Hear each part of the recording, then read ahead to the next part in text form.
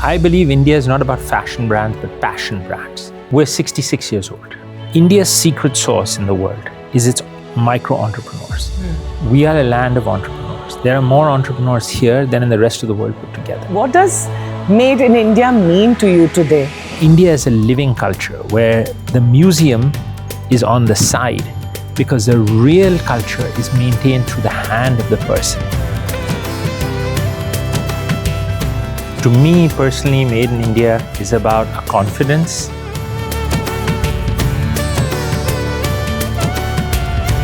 What's the one belief that you inherited from your father that you hold on to? The only person you live with is yourself in your life. And if you lead a decent life, you should be able to get up every morning, and the person you see in the mirror every morning, you should have respect for them. AI means that you don't have to simplify things. You can keep them complicated and AI will do the work. It's like the world's red lights are all flashing. Danger, danger, danger, humanity, wake up, wake up, wake up. What does India mean to you? I can imagine most of my life buying identity jo hai meri, the identity which I'm very proud of, being an Indian, wearing Indian and wearing FabIndia. FabIndia, for most of us, it has defined what being an Indian means and celebrating our Indian brand, our identity, and also being cool along with it. So a big, big fan. It's a big opportunity for me today personally to talk to William Bissell, the Managing Director of FabIndia, a brand which has stayed consistent, true to what being an Indian means. William, I want to begin by asking you, what does Made in India mean to you today? And especially for FabIndia, which has defined that and been so relevant for so many years. To me personally, Made in India is about a confidence that the young India carries forward as it goes into the world, as it runs great enterprises around the world, as it rediscovers cultural traditions at home, as it works on new technologies that are transforming not only India but the world. So, from great Indian leaders running some of the world's largest corporations to, great Indian philosophers, to thinkers, I think there's a renaissance happening. And it's not only confined here. I mean, now there is a huge diaspora in every country I go to. There's a very large Indian diaspora that celebrates Make in India as well. So I think it has many facets to it. 30 years ago, wearing FabIndia was part of our cultural identity. What does that Indian identity mean in 2026? The Indian identity in 2026 means that you're totally familiar and you're totally comfortable in your own being. I mean, it means that you wear what you want. You are proud to have an identity that isn't that influenced by trends around the world. We are one of the few countries that has maintained our cultural clothing. I mean, most countries I go to in the world, the young people all wear the same clothes, jeans and a t-shirt. Nothing wrong with that. But here is one place where people still today, there is a huge amount of pride. I mean, we are seeing the wearing of saris increasing in young people. Men are now asking for dhotis and lungis. So there is a kind of self-confidence and a pride that, look, I'm going to dress the way I want. I might go to a conference abroad wearing a kurta pajama. So that, to me, these are great moments.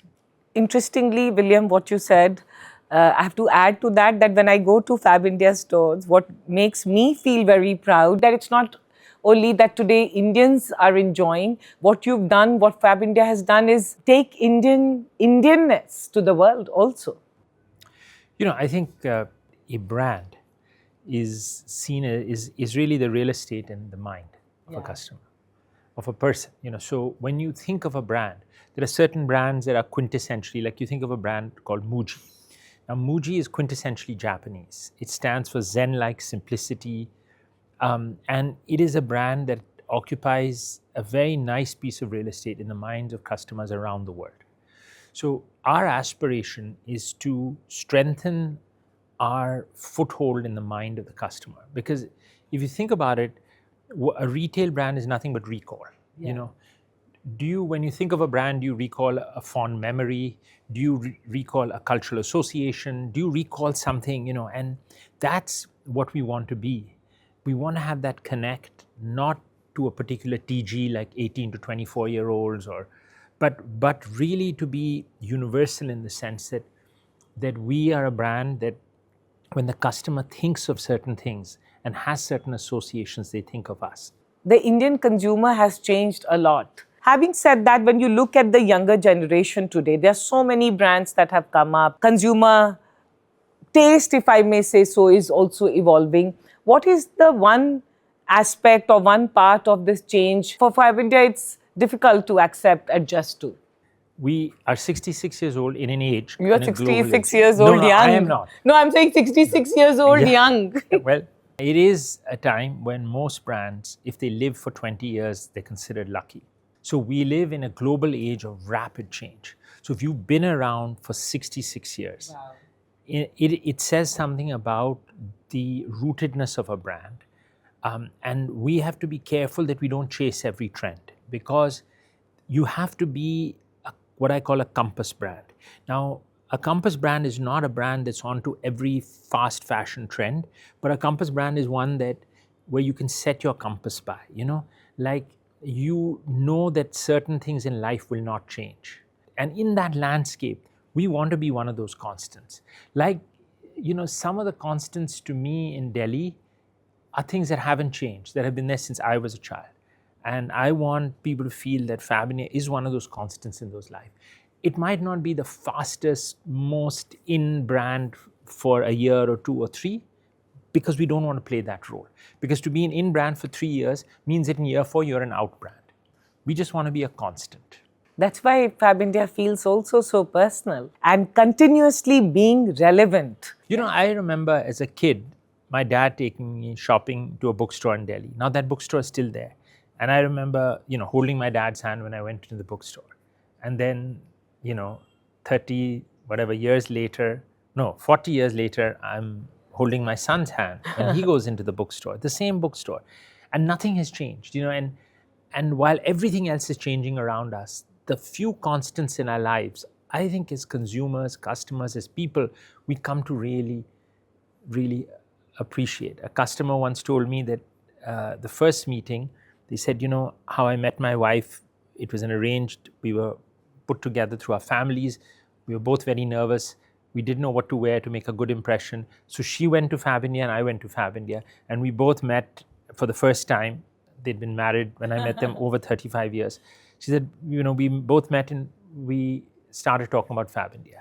And from there, our conversation grew. And, so it's those kind of associations that we cherish. So, you have to separate the noise from the clutter and, the noise from the signal, because ultimately that's the signal that we want to convey. William, besides products, what's the lifestyle? What are the different lifestyles or spaces that you are looking at to engage with your customers? Shradha, there are 2 sort of mega trends that are shaping our world. And it's not only in India, it's shaping our world globally. The first is that physical retail has gone from being the only channel to one of many options a customer has. Today in India, we have amazing quick commerce. Yeah. We have marketplace commerce. We have social commerce. Then you have different forms of physical retail. So what we have to master, and I think we're in the process of doing it, is that physical retail has to be really attractive for people to go out of their houses, get in their cars, and reach a store. We have to move physical retail from a seller of goods to a seller of services and goods. And that's the journey that we're on. Because you cannot compete with quick commerce today or marketplaces. And their models will only improve over time. And they have an advantage that physical retailers don't have, which is they have access to deep customer data. And they have access to amazing algorithms which allow them to splice and bucketize customers, which we don't in physical retail. If you walk into a store and you don't shop, we don't know who you are. But if you go on somebody's website and you start browsing, they pick up a lot of information about you. And they are able to drop the cookies and figure out. So we have to make physical retail protected with a deep moat around us.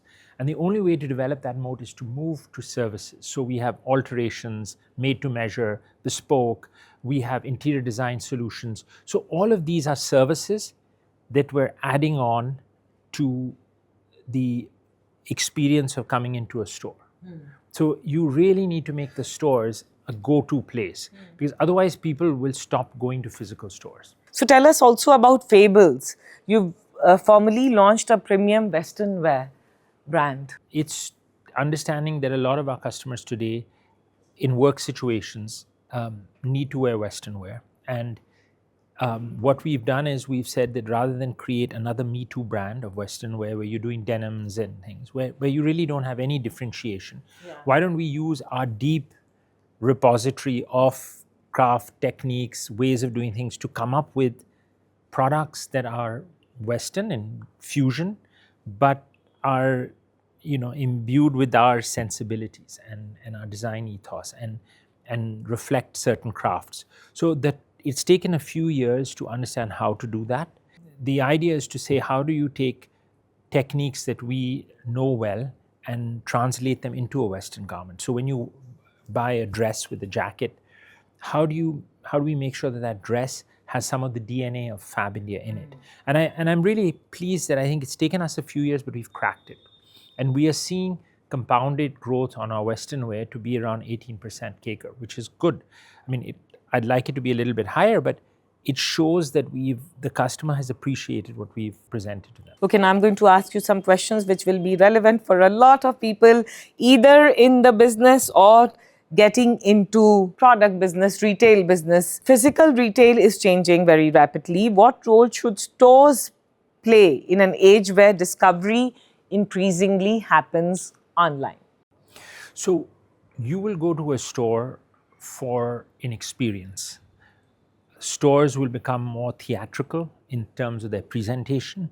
They will try to do things for customers in different ways. They'll customize certain things that you can't get online easily. Now, the online players are experimenting with digital fit technologies, some of which are very sophisticated. But if we can offer things in stores and give people 100 reasons to go to a store, then we're able to protect ourselves from what's happening in the digital space. It's not to say that we don't offer products in the digital space. We're doing that as well. But we have our own web and our own app. But the fact is that the physical retail space has to change if it's going to be relevant to the future. Otherwise, customers will stop going to stores. They go to malls because malls are a form of entertainment. They're a common place for a community, people to gather, go for a walk. Many malls I've seen in the evening, people just go for the evening walk in a nice air-conditioned space. They have eateries, they have entertainment, they have kid zones. So they've become like a modern city square. A mall has become like an enclosed city square. That kind of retail, I think, will do fine going forward. But the physical standalone stores will need to reinvent themselves. I wonder if anyone has done some sort of a psychology study on shopping. Because for me, I still go to a physical store, like I come to FabIndia to just browse through and buy the dress, because it's not that you need it, it's a want, it's a desire. And now that you're saying quick commerce is growing, online commerce is growing, I don't know what is the psychology also changing when it comes to shopping? So there are certain trends that are, Shradha, becoming very clear. One is, you're not going to go to a physical store to buy toothpaste. So that you'll do on your quick commerce and it will arrive in 10 minutes. You might also get last minute gifts on quick commerce because you have to go to someone's anniversary and so you quickly order the gift. So quick commerce will fulfill a really important piece of, but certainly if you want a browsing experience, if you want a really nice experience to be stimulated, to meet someone, to have a coffee, to try on something, to have it altered, those experiences can best be delivered in a physical setting. So we have to improve that, constantly improve that. And if we can improve that, then the physical stores have a relevance in the future. And if you can't, you won't be able to afford the rents. William, I have to ask you this question. There must be a lot of thinking going behind a store like this, because I agree with you. All FabIndia stores that I go to, I end up spending a lot of time. and it gets me to shop different things. इसमें सोच तो बहुत जाता होगा, बहुत ज़्यादा. Yes, I mean it's इसमें सोच भी जाता है और प्रयास भी बहुत जाती है. You have to understand that every market operates a little differently in India. We're not a homogenized market like some of like the US is fairly homogenized in terms of you can offer the same thing in every market. Here you have to really tweak your product for the market. And earlier that was the most complicated job that we did. And today we are embracing AI. AI means that you don't have to simplify things. You can keep them complicated and AI will do the work. But we ran a really complicated business and that was our moat.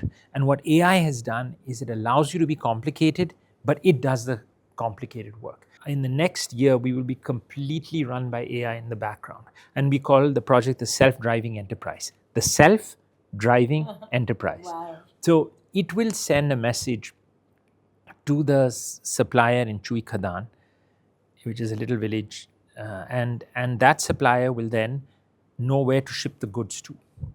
And AI will do all that direction because it'll have to crunch millions of sets of data and make sense of it and understand where to send what and what to move, when to move it. And we will just have to do the physical movement of the goods. And so I am really excited about AI. I am one of those people who feels AI is going to be transformational for our business because rather than simplifying our business and becoming boring, we can offer all the complexity and diversity that India has and AI will do the work for us. Since when have you been leveraging AI? So we started very early. We started about 3-4 years ago with a large data set model that was spliced by algorithms, which is a precursor to AI. So you have a huge data set, which are many terabytes of data, which sits in a data lake, and your algorithms just make sense of that data and make sense of the trends. And then AI takes it a much higher level because it applies an intelligence to that. So instead of just informing you in a passive way, it actively parses the information and shows you things that you would not have seen. And that's the difference between algorithms and AI. That AI will tell you that what is behind this data is this trend and this trend and this trend, and then it'll act on that trend. So thereby removing all the tedious human instructions layers that people were doing earlier. Now it'll all be done by AI. So we are marrying AI with a technology called RFID, which is radio frequency identification device, which means that when you walk into a store, you can switch on a device, walk through the store, and it'll give you the entire inventory. And it's incredibly accurate. So something that took us 3 days to do can be done in about 12 to 18 minutes. 3 days to 12 to 18 minutes. And that feeds into the AI engine. Okay, I have to ask you this question now that we're talking about the different state crafts and art. What is the one policy that you would suggest that the government should look at when it comes to Indian textile, Indian fabric? So, ideally, there are 3 areas which could make a huge difference. One is support for the craft mark, because the craft mark is a mark applied to producers, genuine producers. So by having the craft mark, as a widely recognized standard, customer will know that they're buying something genuine because it's very easy to fake a lot of craft. So I think the craft mark, building standards around the craft mark, it already exists. It's run by an independent organization called the All India Artisan Craft Workers Welfare Association, ICA. And I think putting a lot more emphasis on the craft mark would help. I think the giving credits to companies working in aspirational districts of the country and working in cultural industries in aspirational districts, there is a way of measuring their contribution. I think that would help because it would help those people, encourage them to further do that work and provide employment, because today the need of the hour is massive employment generation. And our sector has the ability, it's one of the unique sectors that has the ability that for a small amount of turnover, we create a full-time job. Yeah. And we do so with micro enterprises. So, if you look at the way employment is created with minimal environmental impact, with micro enterprises, bottom of the pyramid, large-scale employment generation. There is no sector that achieves all these things the way our sector does. And if the need of the hour is to provide massive employment and raise wages over time and support micro enterprises who are the engine of growth, then sectors like ours need, would need a framework where incentives in terms of tax rebates are given. This will push a lot of capital into the sector and create large-scale employment. And the interesting thing with large-scale employment is that it then will reduce many of the tensions that we see around us. William, what does Indian craftsmanship mean to you? And how would you define that today? So, to me, it means a person who is connected to the past, to the traditions of the past that flow to them, flow to their hands, flow to the way they work, and who's intensely creative. And I think it's exciting because, I'll give you an example here. Yeah. This is a product that, if you look at it, wow, it's a leopard made out of paper mache. So if you see the genius, just feel it. It's just made out of, it's just newspaper. And it's so light. Newspaper. And it's filled with a balloon. It's made with a balloon. And somebody had the genius to do this. And what was interesting is that this is one of the things that I learned from my mother, was that she used to go to villages and figure out in each place in every place, what was the special craft to that place. So in some places it was black pottery because the soil was black, and in some places it was this kind of paper mache. And I would always watch her commission someone. So this is from a craftsman. And wow. If you see the genius of this, and these have become, something that this man makes them in every animal. He can do anything you want. And it weighs nothing. It's like air. It's so beautiful. So I just thought this would be an interesting example to show you, since you'd been asking about this, what actually happens. I have to ask you this, that I met a lot of people in textile business, many entrepreneurs, and they feel that we still don't have very favorable support for the textile industry. And a lot of it is moving to Bangladesh, Vietnam. What do you have to say about that? So I think there are a couple of things. One is that, most importantly, India's secret sauce in the world is its micro entrepreneurs. We are a land of entrepreneurs. There are more entrepreneurs here than in the rest of the world put together. So entrepreneurs are very interesting because they create opportunity where none exists. So if you have policy that supports micro, we are very lucky to live in a country where there's a ministry of micro, small and medium enterprises. And it is a ministry that has pioneered some amazing schemes like PM Vishwakarma and all. But, I feel that the potential there is enormous because our micro enterprises are having 1 million engines in the country. And if those 1 million engines are given the right fuel, they will fire like nobody's business. They light up the world. And that's something I've always felt. And we are proud to be, associated with several thousand micro enterprises. And that's really, they're the engines that power us. William, you had taken us to this, I don't know. Bikaner. Bikaner. Wow, what a fulfilling experience to see these women and the pride that they had, that they are supplying to FabIndia. And shareholders. Yes. So today very that company, inspiring. Bikaner, which is owned by the women, largely owned by the women producers, is one of the large suppliers to IKEA globally. Wow. IKEA globally, they meet their standards, and it is a phenomenal experiment in community ownership. I think that in the future, it will be one of those companies that people study on how to run community ownership models. And I was really honored that you were able to come for the annual general meeting of that company. How can we as a country create more fashion houses? We hear about all these iconic brands, and here in Delhi, all these fancy malls have all these luxury fashion brands. How can we as a country create more? I believe India is not about fashion brands, but passion brands. If you look at the brands that are coming out of India, there are brands for hundreds of types of yoga. That is, I was in a very, very small village in the US, and I looked at the town hall and there were 12 different yoga camps in a tiny little place happening. So this is the passion brand. I had the advantage of spending time with some of the great Ayurveda charyas of this country. And it was a learning into a different way of managing the body. You know, all this talk about the microbiome today, which is becoming a big item, Ayurveda had understood that the microbiome was key to health, human longevity, thousands of years ago. It's just being rediscovered in bits. And as I said, Ayurveda also has the solution long term to how to live. You know, as I always say, that in Ayurveda, you can be healthy at 100. Now, I have known many people who followed an Ayurvedic life who lived a healthy life till they were 100, and then they passed away of old age. I mean, a few of them, I even was with them when they passed away, and their systems just quietly shut down.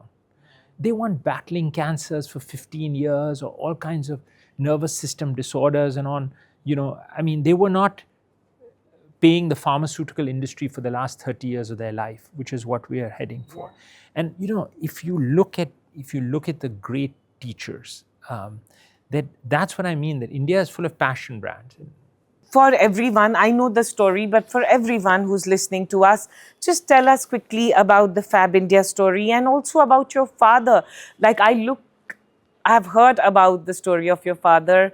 I have known your mother, amazing, phenomenal. Tell us about the genesis, the story of FabIndia, because many, many people don't know about this. FabIndia was started in 1960, and it was started, my father had been living here. He had come from the US. People don't know this, but my grandfather was here during the Second World War, and he came as a representative of the US government. There were many programs going on in India, and my grandfather was here heading one of those programs, and he was deeply influenced. He arrived here just at the beginning of the Quit India movement, very influenced by what he saw. And I think that partly led my father to want to come to India. And he worked here with the ministry. At that time, there was this idea of foreign technical experts that the government had. So he came as a group, as one of those foreign technical experts. And after 2 years, his contract was over. So he decided to stay in India, and he had met my mother. And my mother's family were refugees. They had come to Delhi in 1947, the time of partition. Their hometown was previously in Baluchistan, and they had emigrated to Delhi and made Delhi their home. And so it was a confluence of these two people coming together, and also, you know, the ideas, you know, my mother, of course, always wore saris her whole life, and she had a great interest in craft. And through her networks, my father was able to see these craft traditions, and that's how it started. And for many years, we were an exporter. And then we were fortunate enough to see the growing Indian middle class post the 1991 reforms. And that's when we sort of became a retailer, because the reforms in 1991 had created a rapidly growing middle class in India, and they wanted a brand that expressed themselves in a way. And so we were lucky to be at the right place at the right time. What's the one belief that you inherited from your father that you hold on to, and what's something that you consciously chose to leave behind? So I think the one belief I inherited that I hold on to is that my father always used to say, the only person you live with is yourself in your life.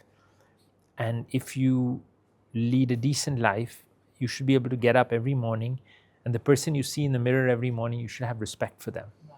And if you have respect for them, he said, you've done 90% of life. The rest is just 10%. But if you don't have respect for the person you see in the mirror every morning, then it's time to do things differently. What has changed? What has evolved? Just tell us about, because we just say artisans, but you know artisans across the country, different pockets of India. What has evolved? What has changed? And what would you like to tell us about the artisans of India? The first fundamental thing to know about artisans of India is that they are micro and entrepreneurs. Yeah. And with many of them, we've had a 3-generation relationship. Like when I entered the business, we were dealing with a grandfather, and the father entered the business, and now the son has entered the business. And I was really pleased to meet some of the grandchildren of these people who are still in the business. And the other thing is they have their hand, as my friend Sunny Narang said very eloquently once, he said their hand carries the transmission of 1,000, 2,000 years. So what they know and the way they work is the ultimate cultural transmission. And what I say, when countries have somewhat fossilized cultures, they put everything in the museum. But in India is a living culture where the museum is on the side, because the real culture is maintained through the hand of the person.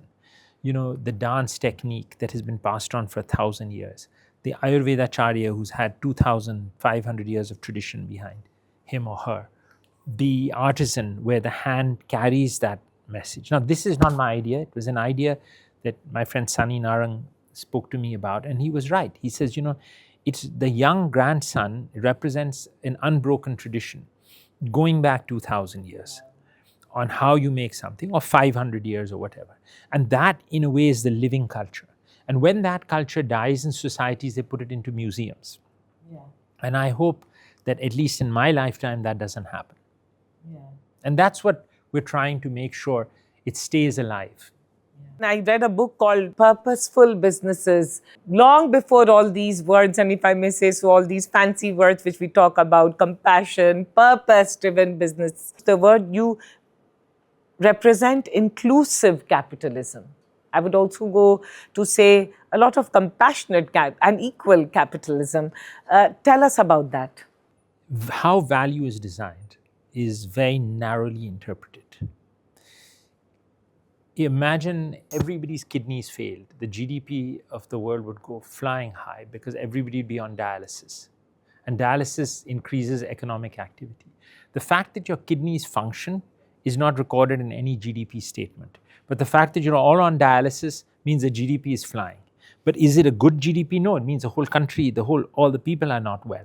Yeah. That is why the GDP is. So the way we define value is getting narrower and narrower. And this movement that you're talking about, and there are lots of good books and thinkers on these subjects, and there's a lot of interest globally, is about how to expand what constitutes value. Is quarter-on-quarter returns the only thing that, because today we're taught that is the only thing that constitutes value. Everything else should be devalued. So today you said that if something causes GDP to increase rapidly, it's very valuable. But I'm saying if everybody's kidneys didn't work, GDP. I remember once I was living in a small village in the Himalayas, and there was a local spring. And the spring dried up because of deforestation and all that. It was being fed by nature. The spring was free, and everybody walked, a short distance and got water. Now, when it dried up, the politicians arrived, and of course, they wanted to help the people. So they said, 3,000 feet below is a river. We will pump the water from the river up. And they built a number of pumping stations, so that village did get the water. But the GDP must have shot up because of those actions. But think about it. You have a spring which is free. You're now pumping water from a river that's way down. And you need electricity, you need pumping stations, you need concrete houses, you need all this. So we have to ask ourselves at some point, Europe is burning today. The images are shocking. A friend of mine went recently to the Arctic to see the polar bears, and he was going by in his boat and the iceberg collapsed, and they said it's global warming. So, it's like the world's red lights are all flashing. Danger, danger, danger, humanity, wake up, wake up, wake up. And we're all like defining value in a more and more narrow way. Ultimately, all these movements about when the market begins to change what it means for value. Now, today, all funding, all capital markets, stock markets, everything work on a very, very narrow definition of value. And until that changes, we're in trouble. It will change. The question is, will it change when it's too late, or will there still be an opportunity to change before it becomes too late? Because the way we define value is then a message that every young person carries when they go into business.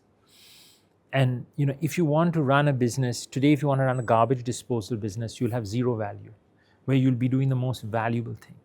If you want to train young people, it's considered a low value activity, even though teachers are the most important people in societies. If you want to look after old people as they grow sick and old, that doesn't have much value. So we have to expand the definition of value. And until we do so, we will go from one crisis to the other and not be able to see the common thread in the crises. Today, to say climate change isn't happening, the evidence is all around us. Yes. And whether you like it or not, we're going to have to shift. Now, if we don't shift on our own, Mama Earth will. I just feel as human beings, we are very short-sighted and selfish. But the greatest achievements happen when we expand our hearts also. And somewhere business world, I would say, has delineated and sees compassion, inclusion and all that as softer aspect. But one cannot grow without that. Yes. There's a great quote by the biologist and naturalist E.O. Wilson that says, we have a Paleolithic mind and we have medieval institutions and we have frighteningly destructive technologies. And what he was trying to say is that we're very good if someone's running at you with a spear in their hand, we know exactly what to do because our minds are wired for that. But if something is slowly deteriorating around us, it's very difficult for us to come up with a solution to that. And I think that change in consciousness, when it happens, will be the most important movement for the planet as a whole. 66 years today, 2026. If I have to ask you, next 20, 30, 40 years ahead, if people have to talk about FabIndia, what is it? What is the legacy? What is it that they should be talking? So my hope is they won't be talking about us. My hope is that many years in the future, they'll be visiting a FabIndia store, visiting us online, or buying us through agentic AI. So we will still be alive. We won't be talked about in the past tense. But that's my hope. Let's see what happens. That's my hope. That's our wish. And everyone who has been a very strong lover of FabIndia. Now we will go to rapid fire questions. One word that defines FabIndia. Timeless. Wow. One business trend that's overrated. Fast fashion.